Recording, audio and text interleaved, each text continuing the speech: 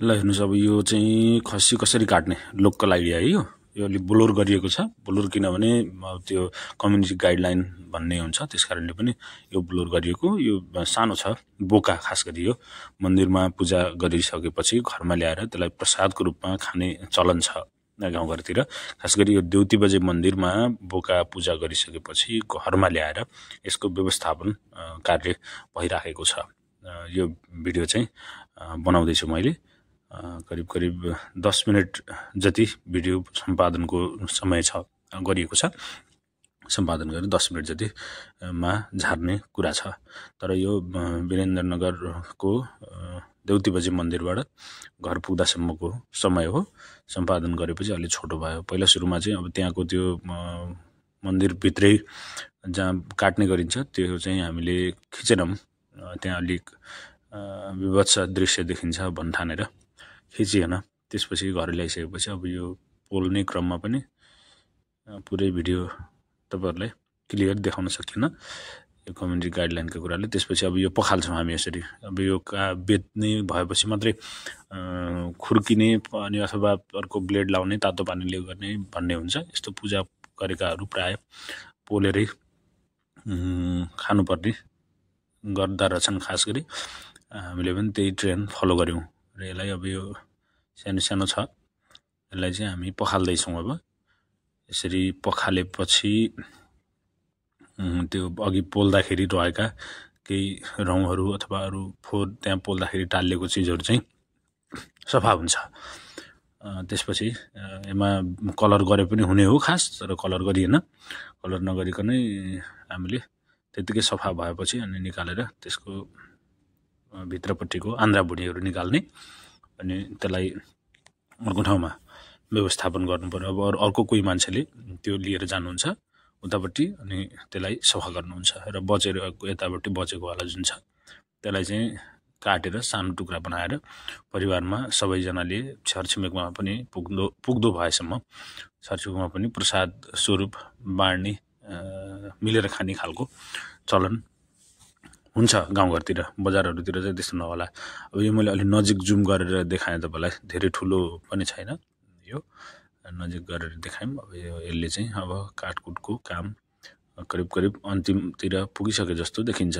अब यसलाई सानो पिस गराएर पकाउन योग्य बनाउनु पर्यो।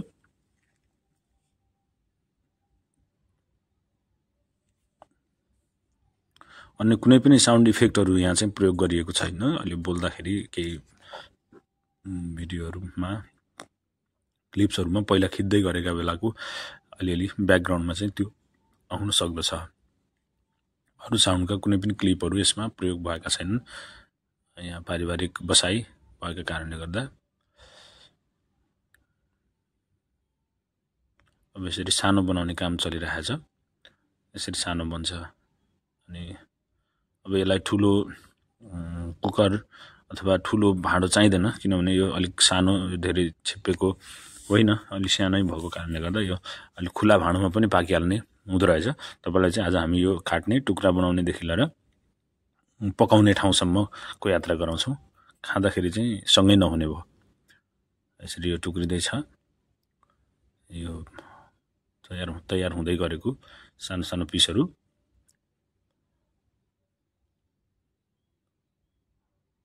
अब यता तयार भइराखेको छ। आफ्नो जिम्मेवारीमा आफ्नो काम चाहिँ गरिराख्नु भएको छ यहाँ सबैजनाले। उतापट्टि यो त्यो भित्रपट्टिको आन्द्रा भुँडीहरूलाई चाहिँ सफा गर्ने काम पनि भइराखेको छ यतापट्टि। उतापट्टि त्यसलाई टुक्र्याउने काम पनि भइरहेको छ भने सँगसँगै स्वाद त अब मासुलाई स्वाद दिने भनेको त मसलाले नै हो। त्यसकारण मसला पनि पिस्ने काम त्यहाँ भइराखेको छ छेउतिर। म त्यो पनि तपाईहरुलाई देखाउँछु केही बेरमा।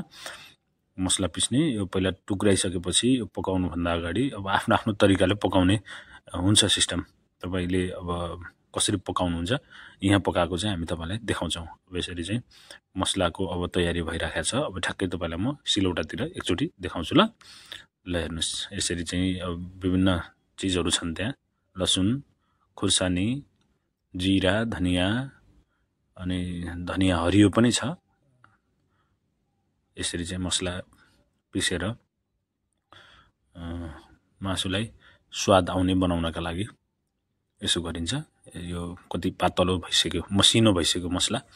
मसिनो हुने बेलासम्म यसलाई पिस्ने चलन छ खास। त्यसरी अब खुर्सानी हान्ने मान्छेहरूले चाहिँ आवश्यकता अनुसार त्यहाँ खुर्सानी तपाईँहरूले हाल्न सक्नुहुन्छ। त्यसलाई भन्छ सिलौटा।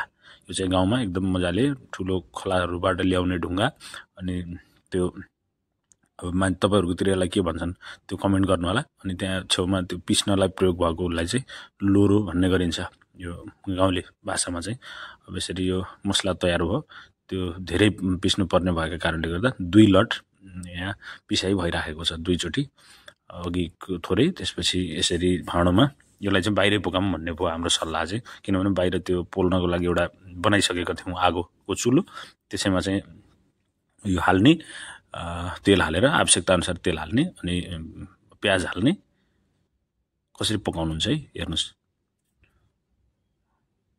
यो टिपिकल गाउँमा चाहिँ यसरी टिपिकल्ली पकाउने, टिपिकल्ली खाने भोज गर्दाखेरि अनि धेरै मान्छेहरू जम्मा भएर बस्नु पर्यो भने यो तरिका अपनाउने गरिन्छ। खास गरी गाउँमा पिकनिक सिकनिक जानु पर्यो भने पनि यसै गरी चाहिँ ठुला भाँडाहरू लग्ने, आवश्यकता अनुसार त्यो मात्रा कति छ त्यही आधारमा भाँडाहरू लग्ने, त्यसै गरी प्याजहरू काट्ने। अनि त्यहाँ छेउमा तपाईँले देखिराख्नु भएको छ अन्य मरमसलाहरू पनि रहेका छन्। अब यो चाहिँ अब यहाँ तेल तात्दैछ, तेल तातेको बिचमा त्यहाँ मेथीहरू के हाल्नुभयो पकाउने मान्छेले है। त्यो चाहिँ अब फुर्न थाल्यो भने, त्यो फुर्न थोरो अलि सुरु भयो भने चाहिँ त्यसपछि प्याजहरू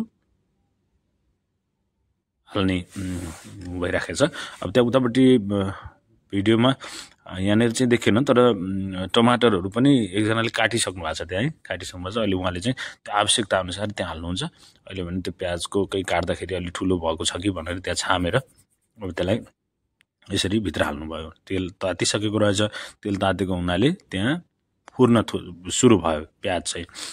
यसरी आउँछ, अब पाक्छ। अब यो पाक्न यसलाई अलिकता थोरै पाकेको जस्तो कलर चाहिँ प्याजको आयो भने त्यसपछि उतापट्टि राखेको थोरै मासु अघिको जति काट्नुभएको छ त्यो काटेको मध्ये केही मासु चाहिँ यहाँ हाल्ने हुन्छ। अनि पकाउने मान्छेहरूलाई एउटा फाइदा चाहिँ के हुन्छ भने ट्याक्क पोल्दै खाने, आगोको नजिक बसेपछि पोल्दै खाने पनि फाइदा हुन्छ। अब त्यो प्याज चाहिँ अलिक कलर चेन्ज भयो भने आगो बाल्दै हुनुहुन्छ, त्यहाँ तलपट्टि पोल्दै पनि हुनुहुन्छ। त्यस कारणले आगो अलिक कहिलेकाहीँ पोल्न थाल्यो भने पकाउँदाखेरि चाहिँ अलिक आगोको ब्यालेन्स मिलिराखेको हुँदैन। त्यस कारणले पोल्नलाई पछि छुट्टै व्यवस्थापन गर्ने गरिन्छ। त्यहाँ आगो बाल्नुभयो, त्यसैमा मसला हाल्नुभयो। यहाँ चाहिँ तपाईँले पहिला मासु हालेर पछि मसला पनि हाल्न सक्नुहुन्छ। त्यो तपाईँको स्टाइल, खाना कसरी पकाउने त्यो पकाउने स्टाइल चाहिँ तपाईँको आफ्नो आफ्नो हुन्छ।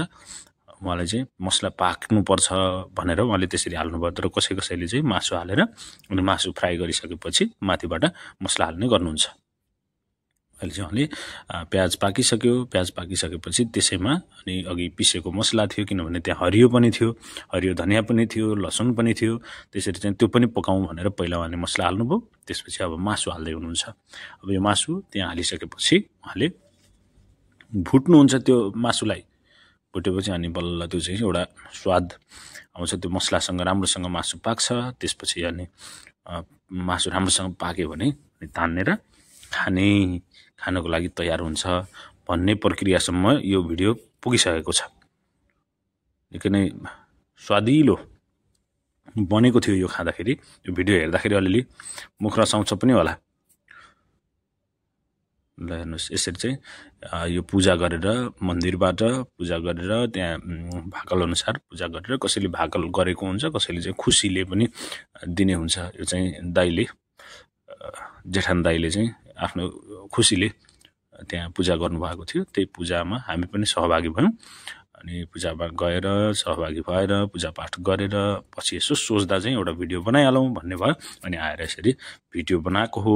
अब यो भिडियोमा तपाईँले देख्नुभयो। अब चाहिँ मैले यो मासु पाक्ने क्रममा छ, भुट्दै हुनुहुन्छ। यो पाकिसकेपछि मासु खानतर्फ लाग्नुपर्छ। त्यसैले अब यो धेरै भिडियो लामो चाहिँ नबनाऊँ। अब यसपछि चाहिँ सक्यो है, मासु तयार हुन्छ। मासु तयार भएपछि हामी सबैजना मिलेर मासु खान्छौँ। अनि कोही कोहीलाई अलि छिमेकमा रहनुभएकाहरूलाई पनि यो प्रसाद स्वरूप वितरण दिने अनि हुन्छ, त्यस्तो पनि गरिन्छ। यो मन्दिरको प्रसाद भन्ने हिसाबले चाहिँ सबैले बाँडेर खानुपर्छ भन्ने मान्यता रहेको हुन्छ। यसरी अब यो तपाईँको साइज कत्रो छ, त्यो कत्रो आगोमा पकाइरहनु भएको छ, त्यसले चाहिँ डिटरमाइन गर्छ तपाईँ कति समयसम्म यसलाई पकाउनुपर्छ अथवा पकाउनुहुन्छ भनेर है।